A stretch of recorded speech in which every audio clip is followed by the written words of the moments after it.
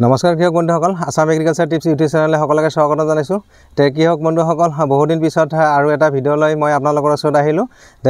কৃষক বন্ধুসকল, আপোনালোকে দেখিছে এয়া মোৰ ফুলকবিৰ পুলি, আৰু এই ফুলকবিৰ পুলি মই কেনেকৈ প্ৰস্তুত কৰিছোঁ মোৰ চেনেলত ভিডিঅ' মই দিছোঁ। হয়তো আপোনালোকে যিহেতু মোৰ পুৰণা ছাবস্ক্ৰাইবাৰ, হয়তো আপোনালোকে চাইছে। এই পুলি ফুলকবিৰ পুলি হওক বা বন্ধাকবিৰ পুলি হওক বা ওলকবিৰ পুলি হওক বা ব্ৰকলিৰ পুলি হওক, আচলতে কেনেকৈ নাৰ্চাৰী কৰা হয় এই কবিৰ পুলিৰ, গতিকে সেই সন্দৰ্ভে ভিডিঅ' আপলোড মোৰ কৰা আছে। আৰু কৃষক বন্ধুসকল, আপোনালোকে যদি নতুনকৈ কোনোবাই মোৰ চেনেলত আজি ভিডিঅ' চাই আছে, আপোনালোকে চেনেলটো ছাবস্ক্ৰাইব কৰি ৰাখিব, আৰু ভিডিঅ'টো যদি ভাল লাগে আপোনালোকে ভিডিঅ'টো লাইক নিশ্চয় কৰিব। কৃষক বন্ধুসকল, আজিৰ ভিডিঅ'ৰ বিষয়বস্তু হৈছে যে আজি এই মোৰ ফুলকবিৰ পুলি খেতি পথাৰত ৰোপণ কৰিব পৰা হৈ গ'ল। আজি মই ৰোপণ কৰি আছোঁ, গতিকে ভাবিলোঁ যে কেনেকৈ মই ৰোপণ কৰোঁ আৰু এই পুলিবিলাক ৰোপণ কৰাৰ আগতে কিবা পৰিচৰ্যা কৰিব লাগে নে নালাগে, সেই সন্দৰ্ভত 2-4 কথা কোৱাৰ কাৰণে ভিডিঅ'টো প্ৰস্তুত কৰিলোঁ। কৃষক বন্ধুসকল, প্ৰথম কথা হ'ল যে আপোনালোকে যেতিয়া ফুলকবি পুলি ৰোপণ কৰিব পথাৰত বা খেতিত, তেতিয়া তাৰ 2 দিন আগত আপোনালোকে এই পুলিবিলাকত আপোনালোকে কি কৰিব, বঢ়িয়াকৈ আপোনালোকে এটা কীটনাশক আৰু এটা ভেঁকুৰনাশক স্প্ৰে কৰি লৈ ল'ব। যোনদিনা আপোনালোকে হয়তো এই পুলিবিলাক পথাৰত ৰোপণ কৰিব, তেতিয়া আপোনালোকে কি কৰিব, এই পুলিবিলাকত বা য'ত আপোনালোকে ফুলকবিৰ নাৰ্চাৰী প্ৰস্তুত কৰে, আগতে কি কৰিব, এই এনেকুৱা জাৰেৰে আপোনালোকে বঢ়িয়াকৈ গুৰিৰ মাটিখিনি আপোনালোকে জিকাই ল'ব। তাৰপিছত আপোনালোকে পুলিবিলাক উঠাব। গতিকে মই দেখুৱাই আছোঁ আপোনালোকে পানী কেনেকৈ দিব আৰু কেনেকৈ পুলিবিলাক উঠাব।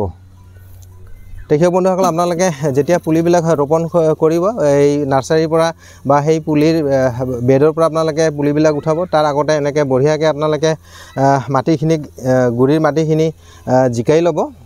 জিকাই লোৱাৰ কাৰণ এটাই, যেতিয়া আপোনালোকে পুলিবিলাক উঘালিব যাতে সেই পুলিটোৰ লগতে শিপাবিলাক উঘালি আহে, আৰু তেতিয়া কি হ'ব, এই পুলিবিলাক মাটিত ছেট হওঁতে বেছি সময় নল'ব আৰু সোনকালে ছেট হৈ যাব। গতিকে আপোনালোকে এনেকৈ বঢ়িয়াকৈ জিকাই ল'ব। তাৰপিছত কি কৰিব কৃষক বন্ধুসকল, আপোনালোকে যিবিলাক শকত আপোনালোকৰ পুলি থাকিব, সেইবিলাক আগতে উঠাব।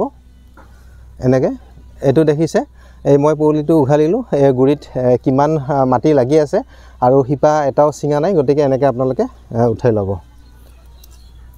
এইটো দেখিছে, মই 2টাকৈ উঠালোঁ, বঢ়িয়া মাটি লাগি আছে গুৰিত। পুলিবিলাক উঠোৱাৰ পিছত আপোনালোকে কেনেকৈ ৰোপণ কৰিব সেই পদ্ধতি মই আপোনালোকক দেখুৱাই আছোঁ। আপোনালোকে কিমান দূৰত্বত ৰোপণ কৰিব বা শাৰীৰ পৰা শাৰী দূৰত্ব কিমান ৰাখিব, পুলিৰ পৰা পুলিৰ দূৰত্ব কিমান ৰাখিব, সেইখিনি মই আপোনালোকক দেখুৱাই আছোঁ। আপোনালোকে ভিডিঅ'টো চাই থাকক। প্ৰথম কথা হ'ল যে আপোনালোকে যদি কবি খেতি কৰিব বিচাৰে, আগতীয়া কবি খেতিয়ে হওক বা জাৰকালিত যি কবি খেতি কৰা হয়, সেই খেতি যদি আপোনালোকে কৰিব বিচাৰে, আপোনালোকে এক কাম কৰিব, য'ত আপোনালোকে কবি খেতি কৰিব সেই মাটিডোখৰ আপোনালোকে বহুকেইবাৰ আপোনালোকে হাল মাৰিব আৰু মাটিখিনি ভালকৈ চহাই ল'ব।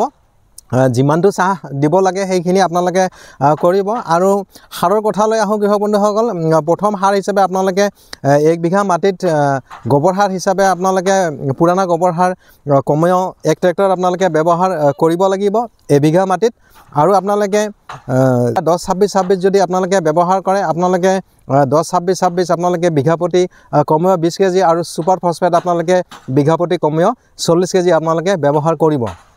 দ্বিতীয় কথা হ'ল যে আপোনালোকৰ এই কবি খেতিত যদি আপোনালোকে কৰিবলৈ যায়, এই কবি খেতিত আপোনালোকে বৰণ ব্যৱহাৰ কৰিব লাগিব আৰু জিংক ছালফেট। গতিকে আপোনালোকে 1 কেজি আপোনালোকে বিঘা প্ৰতি আপোনালোকে জিংক ছালফেট আৰু বৰণ, যোনটো মাটিত দিয়া বৰণ পোৱা যায় 14% বৰণ, সেই বৰণটো আপোনালোকে ব্যৱহাৰ কৰিব। এটা অত্যন্ত দৰকাৰী কথা হ'ল যে আপোনালোকে এই আগতীয়া ফুলকবি খেতি কৰিবলৈ যাওঁতে আপোনালোকে এই এটা শাৰীৰ পৰা আন এটা শাৰীৰ দূৰত্ব আপোনালোকে কিমান ৰাখিব আৰু এটা পুলিৰ পৰা আন এটা পুলিৰ দূৰত্ব কিমান ৰাখিব। কৃষক বন্ধুসকল, আপোনালোকে এই শাৰীৰ পৰা শাৰীৰ দূৰত্ব কমেও 20 ইঞ্চি ৰাখিব। এয়া দেখিছে 20 ইঞ্চি মই ৰাখিছোঁ এটা শাৰীৰ পৰা আন এটা শাৰীৰ দূৰত্ব।